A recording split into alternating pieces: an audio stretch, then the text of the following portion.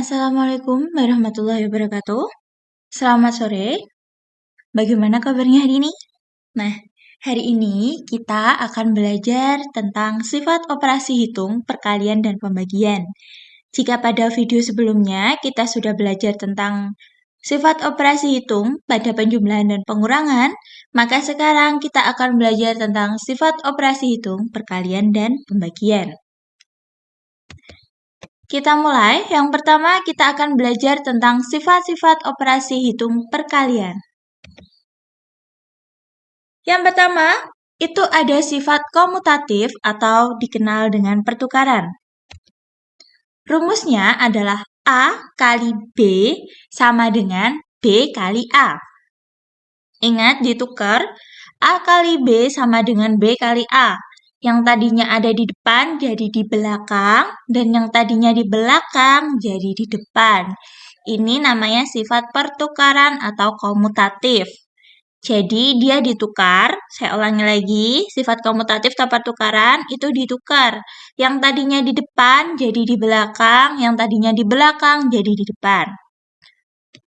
Untuk lebih memahaminya, kita langsung ke contoh soal. Yang pertama itu ada 3 kali 15, maka hasilnya adalah 15 kali 3. Ini adalah sifat komutatif. Apakah hasilnya sama? Kita buktikan. 3 kali 15 hasilnya adalah 45. 15 kali 3, 45 juga. Hasilnya sama. Maka sifat komutatif atau pertukaran pada perkalian itu terpenuhi. Kita lanjut sifat yang kedua, itu ada sifat asosiatif atau pengelompokan. Rumusnya itu adalah dalam kurung A kali B, tutup kurung kali C. Sama dengan A kali dalam kurung B kali C tutup kurung. Pada pengelompokan ini, yang jadi ciri khas adalah tanda kurungnya ini. Yang tadinya tanda kurungnya ada di depan berubah jadi di belakang. Atau bisa juga dibalik. Yang tadinya di belakang berubah jadi di depan. Ingat, ini namanya sifat asosiatif atau pengelompokan. Agar lebih mudah kita memahaminya, kita langsung ke contoh soal. 3 kali 4 ini dalam kurung kali 6. Maka sifat asosiatifnya adalah 3 kali dalam kurung 4 kali 6. Maka di sini bisa kita lihat kurung yang tadinya ada di depan berubah jadi di belakang. Nah, sekarang kita buktikan apakah sifat asosiatif atau pengelompokan ini terpenuhi dalam sifat pada perkalian. Kita buktikan. Kita kerjakan terlebih dahulu yaitu yang ada di dalam kurung. Maka 3 kali 4 hasilnya adalah 12 kali 6 sama dengan 3 kali 4 kali 6, 24. Nah, kalau sudah jadi seperti ini, kita kalikan.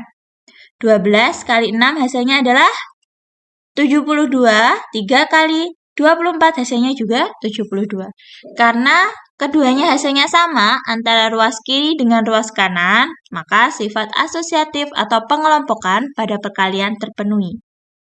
Tadi udah ada ya sifat pada perkalian. Yang pertama tadi ada komutatif atau pertukaran, yang kedua ada asosiatif atau pengelompokan.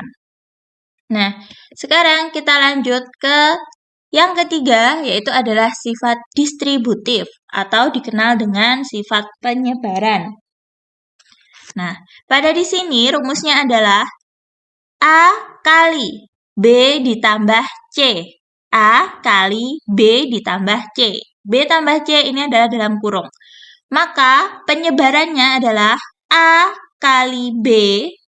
A kali B ini dalam kurung ditambah dalam kurung A kali C. Tutup kurung. Ingat, yang tadinya tambahnya ini ada di dalam kurung seperti ini, menjadi di luar kurung sendiri. Berarti dia menyebar A kali B ditambah A kali C. A kali B ditambah A kali C. Agar lebih mudah, kita langsung ke contoh soal. 15 kali 3 ditambah 2 sama dengan 15 kali 3 tambah 2.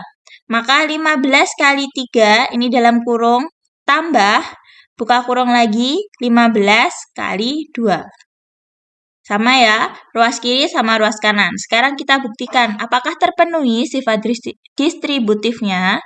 Sekarang, ingat kalau yang di sini kita operasikan yang dalam kurung terlebih dahulu. Maka 15 kali 3 tambah 2 hasilnya adalah 5. Maka 15 kali 5. Tambah 15 kali 3 hasilnya 45. Ditambah 15 kali 2 hasilnya 30. Nah, kalau sudah di dalam kurungnya semuanya sudah kita kerjakan, maka sekarang kita operasikan ini. 15 kali 5 hasilnya 75. 45 tambah 30 hasilnya juga 75. Maka sifat distributifnya terpenuhi. Maka dari itu, kita simpulkan bahwasanya sifat operasi hitung pada perkalian itu ada sifat komutatif, pertukaran, dan juga sifat asosiatif, pengelompokan, dan juga sifat distributif atau penyebaran. Sekarang kita lanjut selanjutnya, yaitu adalah sifat operasi hitung pembagian.